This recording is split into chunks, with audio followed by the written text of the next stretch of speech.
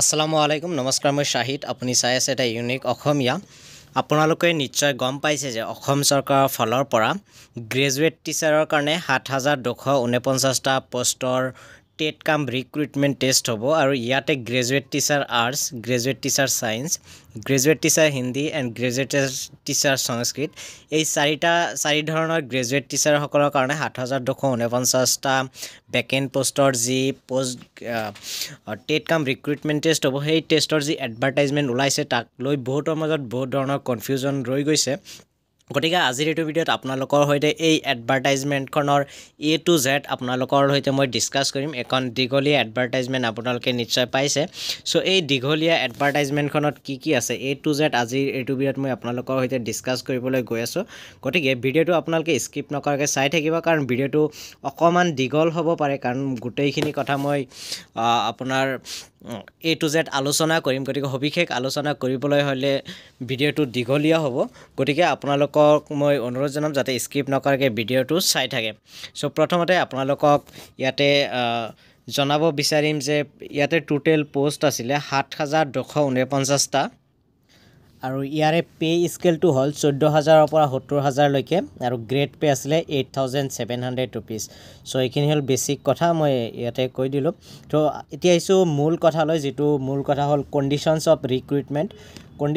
ৰিক্ৰুটমেণ্টত ইয়াতে arts science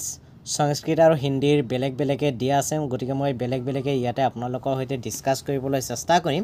প্ৰথমতে আহিছোঁ গ্ৰেজুৱেট টিচাৰ আৰ্টছ লৈ গ্ৰেজুৱেট টিচাৰ আৰ্টছ হ'বলৈ আপোনাৰ কি কোৱালিফিকেশ্যনছ লাগিব সেইখিনি মই আলোচনা কৰিম সো গ্ৰেজুৱেট টিচাৰ আৰ্টছ হ'বলৈ হ'লে আপোনাৰ হয়তো মাষ্টাৰ ডিগ্ৰী নহ'লে বেচেলৰ ডিগ্ৰী অৰ্থাৎ BA নহ'লে MA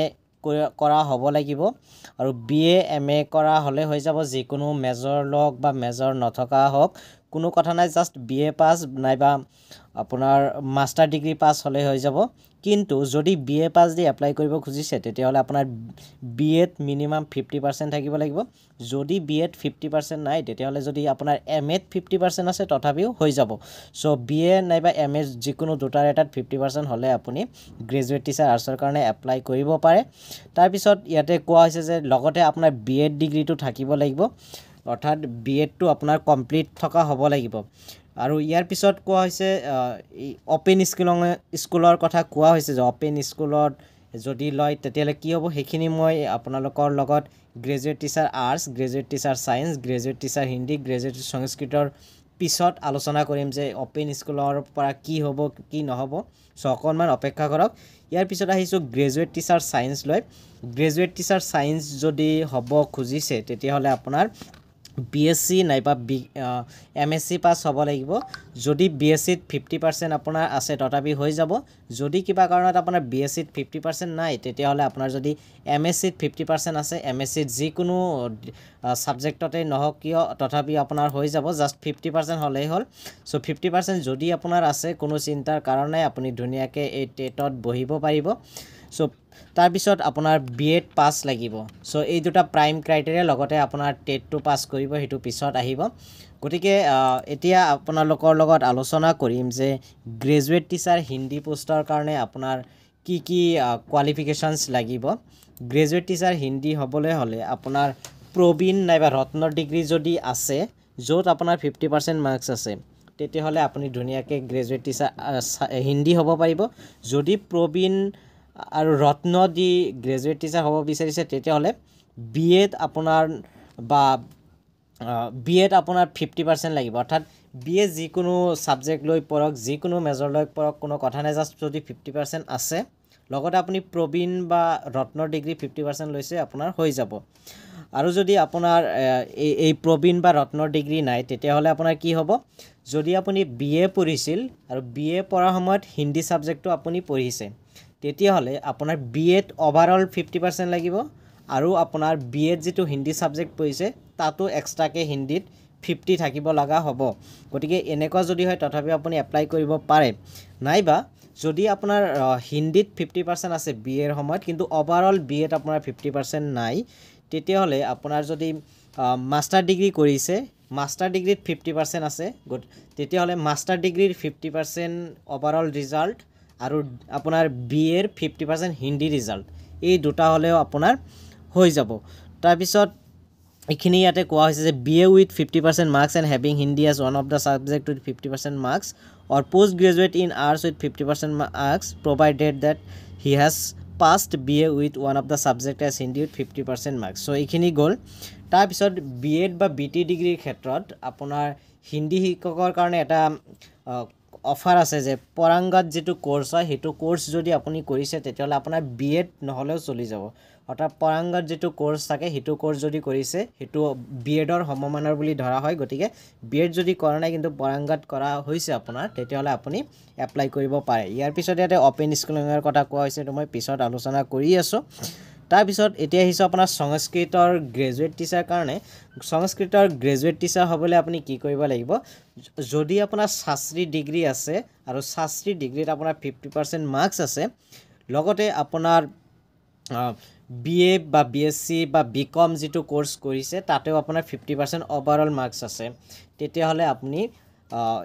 সংস্কৃতৰ গ্ৰেজুৱেট টিচাৰৰ কাৰণে এপ্লাই কৰিব পাৰে নাইবা আপোনাৰ শাস্ত্ৰী ডিগ্ৰীত 50% আছে লগতে BEd 50% নাই কিন্তু আপোনাৰ MA 50% আছে তেতিয়াহলে MA ৰ যি 50% ৰিজাল্ট হেই MA ৰ 50% আৰু আপোনাৰ শাস্ত্ৰী এক্সামৰ 50% লৈ এই দুটা মিলাই পেলাই আপুনি সংস্কৃতৰ গ্ৰেজুৱেট টিচাৰ কাৰণে এপ্লাই কৰিব পাৰে নাইবা আৰু এটা কথা কোৱা হৈছে যে আপুনি শাস্ত্ৰী ডিগ্ৰী পঢ়া নাই কিন্তু আপুনি BA কোৰ্স যেতিয়া কৰি আছিল BA পঢ়াৰ সময়ত সংস্কৃত সাবজেক্টটো আপুনি পঢ়িছে তেতিয়া হলে এই BA ৰ যেটো সংস্কৃত সাবজেক্ট পঢ়িছে এই BA ৰ সংস্কৃতত এক্সট্ৰাকে 50% আপুনি মিনিমাম 50% পোৱা হ'ব লাগিব লগতে ওভাৰঅল BA আপোনাৰ 50% লাগিব যদি ওভাৰঅল BA 50% নাই তেতিয়া হলে এই BA ৰ যি সংস্কৃতৰ 50% সেই BA ৰ অনলি সংস্কৃতৰ 50% আৰু MA যদি 50% আছে এই দুটা মিলাই পেলাই কৰিব পাৰিব সো লগতে আপোনাৰ BEd ডিগ্ৰী লাগিব এতিয়া হিসো যে ওপেন স্কুলৰ পৰা লোৱা ডিগ্ৰী বিলাকৰ কি হ'ব প্ৰথমতে কৈছো কোন কেটা ওপেন স্কুলৰ ডিগ্ৰীটো ইয়াতে ভ্যালিড হ'ব প্ৰথমতে হল যে KKHSU Krishnakanta Sandikoi state open university IGNOU Indira Gandhi national open university IDOL যেটো গুৱাহাটী ইউনিভাৰ্সিটিৰ আইডল হয় লগতে ডিব্ৰুগড় ইউনিভাৰ্সিটিৰ ডিসটেন্স মোডত যিখিনি ষ্টুডেন্টে অধ্যয়ন কৰিছে বা এইকেটা ইউনিভাৰ্সিটি বা এইকেটা কোৰ্সৰ অধীনত যেসকলে ডিসটেন্স মোড লৈছে তেওঁলোকৰ ডিসটেন্স মোডৰ ডিগ্ৰীটো ভ্যালিড হ'ব লগতে যদি এইকেটা KKH বা ইগনো বা গুৱাহাটী ইউনিভাৰ্সিটি আইডল নাইবা ডিব্ৰুগড় ইউনিভাৰ্সিটি ওপেনৰ বাহিৰে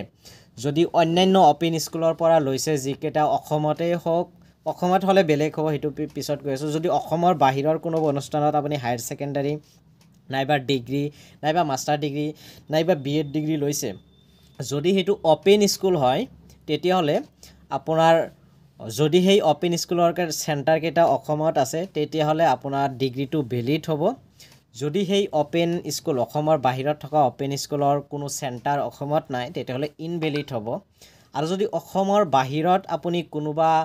কোৰ্স কৰিছে যেটো কোৰ্স ৰেগুলাৰ কোৰ্স হয় তেতিয়ালে আপোনাৰ কোনো চিন্তাৰ কাৰণ নাই বৰ্তমান যেনেকৈ ওয়েস্ট বেংগলত BEd কৰে হেতু যেটো ওপেন কোৰ্স নহয় ৰেগুলাৰ কোৰ্স গতিকে অসমৰ বাহিৰত কৰিলে আপোনালোকৰ কোনো চিন্তা কৰিব লগা নাই সো এইখিনিয়ে কম যে অসমৰ বাহিৰত যদি ডিসটেন্স মোডত বা ওপেন স্কুলত কৰিছে তাৰ সেন্টাৰ যদি অসমত আছে তেতিয়ালে হেতু ডিগ্ৰীহে ভ্যালিড হ'ব অন্যথাই ভ্যালিড নহয় বাকি KKH ৰ যিকোনো ডিগ্ৰী ভ্যালিড ইগনোৰ পৰা লোৱা যিকোনো ডিগ্ৰী ভ্যালিড আইডলৰ পৰা লোৱা যিকোনো ডিগ্ৰী ভ্যালিড হ'ব লগতে আপোনাৰ ডিব্ৰুগড় ইউনিভাৰ্সিটিৰ অধীনত যিকোনো ওপেনত যিকোনো ডিগ্ৰী লৈছে গোটেই কেটা ডিগ্ৰী ভ্যালিড হ'ব ইয়াৰ পিছত ইম্পৰ্টেন্ট কেটামান কথা দি আছে যে কোনটো মিডিয়াম স্কুলৰ চাকৰি কৰিবলৈ কি কোৱালিফিকেশনস লাগিব প্ৰথমতে আহিছে যে অসমীয়া মাধ্যমৰ বিদ্যালয়ত অসমীয়া মাধ্যমৰ বিদ্যালয়ত চাকৰি কৰিবলৈ হলে আপুনি মেট্ৰিকত এছামিজ এক্সাম দিব লাগিব তাত মেট্ৰিকত আপোনাৰ এছামিজ থাকিব লাগিব যদি নাই তেতিয়ালে আপোনাৰ অসম সাহিত্য সভাৰ পৰা যেটো অসমীয়া ভাষাৰ ওপৰত ডিপ্লোমা ডিগ্ৰী দিয়ে হিটো থাকিব লাগিব যদি হিটো নাই তেতিয়ালে যদি আপুনি ক্লাস 1 ৰ পৰা ক্লাস 10 লৈকে অসমীয়া মাধ্যমৰ বিদ্যালয়ত পঢ়িছে অসমীয়া সাবজেক্টটো পঢ়া নাই তথাপি হৈ যাব জাস্ট অসমীয়া মাধ্যমৰ বিদ্যালয়ত যদি পঢ়িছে আপুনি অসমীয়া মাধ্যমৰ বিদ্যালয়ত চাকৰি কৰিব পাৰে ঠিক একেদৰে বেংগলী মিডিয়ামৰ বিদ্যালয়ৰ ক্ষেত্ৰত আপুনি মেট্ৰিকত বেংগলী এক্সাম দিব লাগিব অৰ্থাৎ matric pass to Bengali exam লৈ পাস কৰিব লাগিব যদি কৰা নাই তেতিয়ালে বৰাক উপত্যকাৰ বংগ সাহিত্য সংস্কৃতি সন্মিলন নামৰ এটা অনুষ্ঠান আছে তাৰ পৰা যেটো বেংগলী ল্যাঙ্গুৱেজৰ ডিপ্লোমা ডিগ্ৰী দিয়ে হেতু ডিগ্ৰী যদি আছে তথাপি আপুনি বেংগলী মিডিয়ামৰ স্কুলত চাকৰি কৰিব পাৰে নাইবা যদি আপুনি ক্লাছ 1 ৰ পৰা ক্লাছ 10 লৈকে বেংগলী মিডিয়ামৰ স্কুলত পঢ়িছে তথাপি আপোনাৰ এই বেংগলী মিডিয়ামৰ স্কুলত চাকৰি কৰিব পাৰিব ইয়াৰ পিছত হিন্দী মিডিয়াম স্কুলৰ ক্ষেত্ৰত চাওক যদি আপুনি ক্লাছ 10 ত অৰ্থাৎ মেট্ৰিকত হিন্দী সাবজেক্ট আছিল তেতিয়াহলে আপুনি হিন্দী মিডিয়াম স্কুলত চাকৰি কৰিব পাৰিব নাইবা আপুনি যদি ক্লাছ 1 ৰ পৰা ক্লাছ 10 লৈকে হিন্দী মিডিয়ামৰ বিদ্যালয়ত পঢ়িছে তথাপি আপুনি হিন্দী মিডিয়ামৰ স্কুলত চাকৰি কৰিব পাৰে ঠিক একেদৰে বড়োৰ ক্ষেত্ৰতো বড়ো যদি আপুনি মেট্ৰিকত পঢ়িছিল তেতিয়াহলে বড়ো মিডিয়াম স্কুলত চাকৰি কৰিব পাৰে নাইবা ক্লাছ 1 ৰ পৰা ক্লাছ 10 লৈকে যদি বড়ো মিডিয়ামত পঢ়িছে তেতিয়া বড়ো মিডিয়ামৰ স্কুলত চাকৰি কৰিব পাৰিব আৰু ইংৰাজীৰ ক্ষেত্ৰত যদি আপুনি ক্লাছ 10ত আপোনাৰ অল্টাৰনেটিভ ইংলিছ এটা সাবজেক্ট আছিল হেতু যদি পঢ়িছে তেতিয়াহলে ইংলিশ মিডিয়াম স্কুলত চাকৰি কৰিব পাৰিব নাইবা ক্লাছ 11 ৰ পৰা 12 বিএ তাৰ পিছত আপোনাৰ এমএ এইকেটা কোৰ্স যদি আপুনি ইংলিশ মিডিয়ামত কৰিছে তেতিয়াহলে আপোনাৰ ইংলিশ মিডিয়ামৰ স্কুলত চাকৰি কৰিব পাৰে তাৰ পিছত এটা কোৱা হৈছে provided that for recruitment of teacher for teaching MIL subject the candidate who passed SSC examination with particular MIL subject shall be considered অৰ্থাৎ যদি MIL সাবজেক্ট আপোনাৰ যেটো ল্যাঙ্গুৱেজ সাবজেক্ট হয় ইংলিশ বড়ো হিন্দী আসামিজ এইকেটা MIL সাবজেক্টৰ কাৰণে যদি টিচাৰ হ'ব খুজিছে তেতিয়াহলে আপোনাৰ SSLC এক্সামটো সেই সাবজেক্ট আপুনি পঢ়াব লাগিব অৰ্থাৎ অসমীয়াৰ যদি টিচাৰ হ'ব বিচাৰিছে অসমীয়া সাবজেক্টৰ তেতিয়াহলে আপুনি মেট্ৰিকত অসমীয়া সাবজেক্টটো পঢ়িব লাগিব ইংলিশৰ হলে ইংলিশ পঢ়িব লাগিব এনেকৈ থাকিব সো এইখিনি হল ল্যাঙ্গুৱেজৰ ক্ষেত্ৰত তাৰ পিছত ইয়াতে আহিম যে আপোনাৰ যেটো টেট কাম ৰিক্ৰুটমেন্ট টেষ্ট হ'ব সেই টেট কাম ৰিক্ৰুটমেন্ট টেষ্টৰ আপোনাৰ কেনেকে মাৰ্কস ডিস্ট্ৰিবিউশন হ'ব বা কেনেকে এক্সাম হ'ব আপোনাৰ এই টেট এক্সামটো হ'ব আপোনাৰ 140 মাৰ্কসৰ 140 মাৰ্কসৰ ভিতৰত আপোনাৰ পেডাগজি কোৱেশ্চন থাকিব 50 অসম আৰু অসমৰ মানুহৰ বিষয়ে অৰ্থাৎ ওভাৰঅল যদি কওঁ যে অসমৰ ওপৰত কোৱেশ্চন থাকিব 50 মাৰ্কসৰ জেনাৰেল ইংলিশৰ ওপৰত কোৱেশ্চন থাকিব 30 মাৰ্কসৰ আৰু জেনাৰেল ষ্টাডিজ লগতে কাৰেন্ট এফেয়াৰ্সৰ কোৱেশ্চন থাকিব 10 মাৰ্কৰ এই 140 মাৰ্কসৰ আপোনাৰ টেট কাম ৰিক্ৰুটমেন্ট টেষ্ট হ'ব লগতে যেতিয়া মেৰিট লিষ্ট প্ৰকাশ কৰিব আপুনি এই টেট কাম ৰিক্ৰুটমেন্ট টেষ্টত পোৱা নম্বৰৰ ভিত্তিত মেৰিট লিষ্ট কৰিব লগতে তাতে এটা এক্সট্ৰা মাৰ্ক যোগ হ'ব যদি এনসিসি সাৰ্টিফিকেট আছে ধৰিলো আপুনি 140 মাৰ্কসৰ ভিতৰত 120 পাইছে লগতে আপোনাৰ এনসিসি সাৰ্টিফিকেট আছে তেতিয়ালে এই টেটৰ আপোনাৰ 120 আৰু ইয়াতে এনসিসি সাৰ্টিফিকেটৰ কাৰণে আপুনি 5 মাৰ্ক এক্সট্ৰাকে পাই মেৰিট লিষ্টত আপোনাৰ টোটাল মাৰ্কস দেখাব 125 ঠিক একেদৰে এনসিসি বি সাৰ্টিফিকেট থাকিলে 3 মাৰ্কস এক্সট্ৰাকে পাব যদি নেশনেল লেভেলৰ স্পোৰ্টস খেলিছে অসমক ৰিপ্ৰেজেন্ট কৰি তেতিয়াহলে আপোনাৰ 5 মাৰ্কস যদি নেশনেল লেভেলত ফাইন আৰ্টস নাইবা কালচাৰেল এক্টিভিটিছত ৰিপ্ৰেজেন্ট কৰিছে অসমক তেতিয়াহলে আপুনি 5 মাৰ্কস পাই যাব আৰু এটা ইয়াতে এটা গোল্ডেন চান্স দিছে হেইসকল ক্যান্ডিডেটৰ কাৰণে যিসকলে ইতিমধ্যে হাই স্কুল টেট পাস কৰি থৈ দিছে হাই স্কুল টেট পাস কৰি থৈ দিয়া ক্যান্ডিডেট সকলে সেই হাই স্কুল টেটত যিমান পাৰ্সেন্ট পাইছিল তাৰে 5% মাৰ্কস ইয়াতে এক্সট্ৰাকে যোগ হ'ব সো এইখিনি ইম্পৰ্টেন্ট কথা ইয়াতে কোৱা হৈছে আৰু এটা ইম্পৰ্টেন্ট কথা কোৱা হৈছে যে এইবাৰ যে টেট কাম ৰিক্ৰুটমেন্ট টেষ্ট হ'ব ইয়াতে যিমান ভ্যাকেন্সি আছে হেকেটা ষ্টুডেন্টে পাস কৰিব ইয়াতকে এজন ষ্টুডেন্ট বেছি পাস নকৰে অৰ্থাৎ যি 7249 টা ভ্যাকেন্সি আছে গতিকে 7249 জন ক্যান্ডিডেটে পাস কৰিব ইয়াতকে বেছি ক্যান্ডিডেট পাস নকৰে ইয়াৰ পিছতো যদি একেটা ক্যান্ডিডেট দিয়াৰ পিছত যদি কোনোবা এটা সিট খালি ৰৈ যায় বা কোনোবা এটা সিট ভ্যাকেন্ট থাকে তেতিয়াহলে আকৌ নেক্সট মেৰিট লিষ্টত যিকেটা সিট ভ্যাকেন্ট থাকিব সেই কেজন ষ্টুডেন্টৰ নাম আহিব সো এনেকে মেৰিট লিষ্ট বিলাক বনোৱা হ'ব তাৰ পিছত ইয়াতে আদাৰ কিছুমান ক্ৰাইটেৰিয়া দিয়া আছে আদাৰ ক্ৰাইটেৰিয়াত কোৱা হৈছে যে আপুনি অনলাইন এপ্লাই কৰাৰ সময়ত ডিস্ট্ৰিক্ট বিলাক চুজ কৰিব লাগিব ফাৰ্স্ট প্ৰিফাৰেন্স সেকেন্ড প্ৰিফাৰেন্স এনেকে দি পেলাই তাৰ পিছত যদি কোনোবা দুজন ক্যান্ডিডেটে আপোনাৰ সেম মাৰ্কস পায় তেতিয়াহলে যাৰ বয়স বেছি তাৰ ৰেংকটো ওপৰত থাকিব সো তেনেকে মেৰিট লিষ্ট বিলাক বনাব লগতে ইয়াতে এজ টু দিয়া আছে এজ টু এটা ইম্পৰ্টেন্ট ক্ৰাইটেৰিয়া জেনাৰেল ক্যান্ডিডেট সকলৰ কাৰণে মিনিমাম 18 বছৰ ম্যাক্সিমাম 40 অৰ্থাৎ 40 বছৰ হ'ব লাগিব আৰু এই যে মিনিমাম ক্ৰাইটেৰিয়া সকলোৰ কাৰণে একে general OBC MOBC SC ST যিকোনো নহক কিয় মিনিমাম 18 বছৰ হ'ব লাগিব আৰু জেনাৰেলৰ ম্যাক্সিমাম এজ হল 40 এক্স সাৰ্ভিসমেনৰ ম্যাক্সিমাম এজ হল 42 ওবিসি এমওবিসিৰ maximum age 43 SC ST P ST এইচৰ ম্যাক্সিমাম এজ 45 আৰু পাৰসন উইথ ডিসএবিলিটি তাৰ ম্যাক্সিমাম এজ হল 50 আৰু এই যি ম্যাক্সিমাম এজ মিনিমাম এজ এই এজটো 1 জানুৱাৰী 2023 ৰ হিচাপত কৰিব লাগিব মনত ৰাখিব 2023 1 জানুৱাৰী হিচাপত 2024 1 জানুৱাৰী নহয় কিন্তু সেইটো আপোনালোকে মন কৰিব তাৰপিছত কোৱা হৈছে যে যিসকল কেণ্ডিডেটৰ ল'ৰা ছোৱালী দুটাতকৈ অধিক আছে তেওঁলোকে এইটো চাকৰি বা এইটো টেটত চাকৰি নাপায় অৰ্থাৎ সৰ্বমুঠ যদি দুটা সন্তান আছে আপুনি কৰিব পাৰিব দুটাতকৈ বেছি হ'লে আপুনি নোৱাৰিব যদিও আপোনাৰ মাল্টিপল পাৰ্টনাৰ্ছ আছে আপোনাৰ ঘৈণীয়েক দুজন তিনিজন যিমানেই নাথাকিও সকলোকেইটা মিলি যদি দুজনতকৈ অধিক হয় তেতিয়াহ'লে আপুনি এপ্লাই কৰিব নোৱাৰে তাৰপিছত ইয়াতে কোৱা হৈছে যে আপোনালোকে আৰু এটা কথা যে অনলাইন এপ্লাই কৰাৰ সময়ত এই যে সন্তান আপোনাৰ দুজন বা তাতকৈ কম আছে তাৰ কাৰণে এখন ডিক্লাৰেশ্যন আপলোড কৰিব লাগিব সেইটো অনলাইনত আপোনালোকে পাই যাব বা ৱেবছাইটতো হয়তো অসম চৰকাৰে দি দিব তাৰপিছত কৈছে আপোনাৰ ডকুমেণ্টছবিলাক ভালকৈ দিব ডিজি লকাৰ গভটপ ইণ্ডিয়া বা বাৰকোড বা যিবিলাক কোড থাকে সেইখিনি স্কেন কৰি গোটেই ডকুমেণ্টছবিলাক যিহেতু ভেৰিফাই কৰিব গতিকে আপুনি অৰিজিনেল ডকুমেণ্টছ দিবলৈ চেষ্টা কৰিব সেইখিনি কথা ইয়াতে 7, 8, 9, 10ত উৰাই পোৱা আছে গতিকে মই সেইখিনি ডিছকাছ নকৰিলোঁ তাৰপিছত 11 নম্বৰত কৈছে ফিজিকেল ফিটনেছৰ কথা ফিজিকেল ফিটনেছটো আপোনাৰ জাষ্ট ফিজিকেল ফিটনেছটো ঠিকে থাকিলে হ'ল ইমান আৰু টেনশ্যন কৰিব লগা নাই কাৰণ যিসকলৰ এই মাৰ্কছ ভাল তেওঁলোকে চাকৰি পাই যায় আজিলৈকে মই শুনা নাই যে এই মাষ্টাৰ বা টিচাৰৰ কাৰণে ফিজিকেল ফিটনেছৰ কাৰণে কোনোবাৰ চাকৰি হোৱা নাই যিসকলৰ ছেভিয়াৰ বেমাৰ আছে তেওঁলোকৰ কাৰণে বেলেগ কথা লগতে আপোনাৰ যদি কোনোবা ডিগ্ৰী NC বা নট ক্লিয়াৰ আছে যেনেকৈ কিছুমান ডিগ্ৰী কি এপিয়াৰিং ছিষ্টেমত থাকে পষ্ট গ্ৰেজুৱেট কোনোবাই হয়তো বৰ্তমান 3rd ছেমিষ্টাৰ পাছ কৰি 4th ছেমিষ্টাৰত গৈছে নাইবা BSc BCom 5th ছেমিষ্টাৰ নাইবা 6th ছেমিষ্টাৰত আছে নাইবা BEdত আপোনাৰ ফাইনেল ইয়াৰত আছে নাইবা 4th ছেমিষ্টাৰত আছে এনেকুৱা হ'লে নহ'ব আপোনাৰ গোটেই ডিগ্ৰীটো ক্লিয়াৰ থাকিব লাগিব অৰ্থাৎ আপোনাৰ ৰিজাল্টটো ওলাই পেলাই আপোনাৰ গোটেই ডকুমেণ্টছবিলাক আপোনাৰ হাতত থাকিলেহে আপুনি ইয়াতে এপ্লাই কৰিব পাৰে নাইবা ধৰক আপোনাৰ BEdৰ ক্ষেত্ৰত মই ধৰিছোঁ যে 4th ছেমিষ্টাৰ এক্সাম দিছে ৰিজাল্ট হয়তো 2 দিনৰ ভিতৰত ওলাব নাইবা ওলাইছে আপুনি ডকুমেণ্টছখিনি পোৱা নাই আপুনি এলিজিবল হ'ব কাৰণ এপ্লাই কৰাৰ সময় আছে এপ্লাই কৰাৰ সময়ৰ ভিতৰত যদি ৰিজাল্টটো পাব্লিছ হয় নাইবা আপুনি ডকুমেণ্টছবিলাক হাতত পায় আপুনি এলিজিবল গতিকে যিসকলে এক্সাম দিছে তেওঁলোকে যদি ৰিজাল্ট আহে কৰিব পাৰিব তেওঁলোকক আৰু এপিয়াৰিং বুলি ধৰা নহ'ব ইয়াৰ পিছত কোৱা হৈছে কি ডকুমেণ্টছ আপুনি আপলোড দিব লাগিব আৰু ডকুমেণ্টছবিলাক যেতিয়া আপলোড দিব আপুনি এটা কথা মন কৰিব যে আপুনি কালাৰ স্কেন কৰিব লাগিব আৰু কালাৰ স্কেন কৰি পেলাই সেই কালাৰিং ডকুমেণ্টছবিলাকহে আপলোড কৰিব ডকুমেণ্টছ কেইটা হ'ল আপোনাৰ পাছপৰ্ট সাইজ ফটোগ্ৰাফ মেট্ৰিকৰ মাৰ্কশ্বিট আৰু admit card higher secondary marksheet আৰু বৰ্ডৰ পৰা দিয়া চাৰ্টিফিকেট তাৰপিছত আপোনাৰ ডিগ্ৰীৰ মাৰ্কশ্বিট আৰু চাৰ্টিফিকেট যদি বৰ্ড ইউনিভাৰ্চিটিৰ পৰা দিয়া চাৰ্টিফিকেট আছে দিব নহ'লে কলেজৰ পৰা লোৱা ডিগ্ৰী চাৰ্টিফিকেট দিলেও হৈ যাব আৰু যদি আপুনি প্ৰবীণ ৰত্ন এইবিলাক দিছে সেইবিলাকৰ মাৰ্কশ্বিট আৰু আপোনাৰ চাৰ্টিফিকেট লাগিব বা শাস্ত্ৰী এক্সামৰ মাৰ্কশ্বিট বা চাৰ্টিফিকেট লাগিব যিসকলৰ আছে লগতে পোষ্ট গ্ৰেজুৱেশ্যন দি পেলাই যদি এপ্লাই কৰিব খুজিছে তাৰে মাৰ্কশ্বিট আৰু চাৰ্টিফিকেট লাগিব লগতে BEdৰ মাৰ্কশ্বিট আৰু চাৰ্টিফিকেট লাগিব caste certificate SC ST P STH OBC MOBC বা EWS কেটাগৰী সেইবিলাক ৰেছপেক্টিভ চাৰ্টিফিকেটবিলাক দিব লাগিব চ' এইখিনি ইয়াতে কোৱা হৈছে আৰু কিছুমান কথা ইয়াতে দিয়া হৈছে মই ডিছকাছ কৰি দিছোঁ পাৰ্চন উইথ ডিজেবিলিটি যিসকলে এপ্লাই কৰিব তেওঁলোকৰ সেই ৰেছপেক্টিভ চাৰ্টিফিকেট লাগিব আপোনাৰ স্কেন কৰা চাৰ্টিফিকেট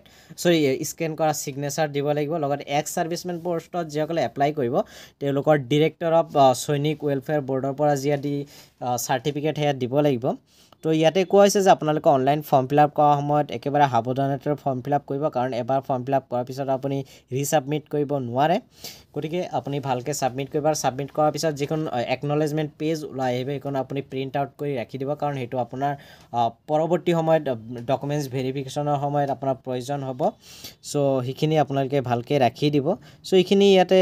কথা কোৱা হৈছে বাকী বেলেগ একো দিয়া নাই লগতে NCC চাৰ্টিফিকেট BC যদি দিয়ে তেতিয়াহ'লে সেইবিলাকৰ চাৰ্টিফিকেট দিব স্পৰ্টছৰ বা কালচাৰেল এক্টিভিটিছত যিসকলে এপ্লাই কৰিব তেওঁলোকে সেই ৰেছপেক্টিভ চাৰ্টিফিকেটবিলাক অনলাইনত আপলোড কৰিব লাগিব চ' এইখিনি কথা এই ন'টিছখনত কোৱা হৈছে গতিকে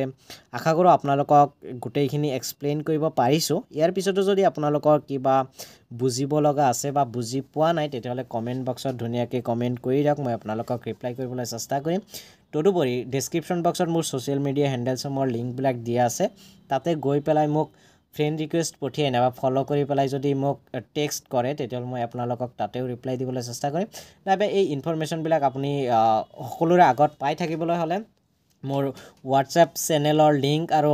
মোৰ টেলিগ্ৰাম গ্ৰুপৰ লিংক ডেছক্ৰিপশ্যন বক্সত দিয়া আছে তাতেও জইন হৈ মোৰ সৈতে কথা পাতিব পাৰিব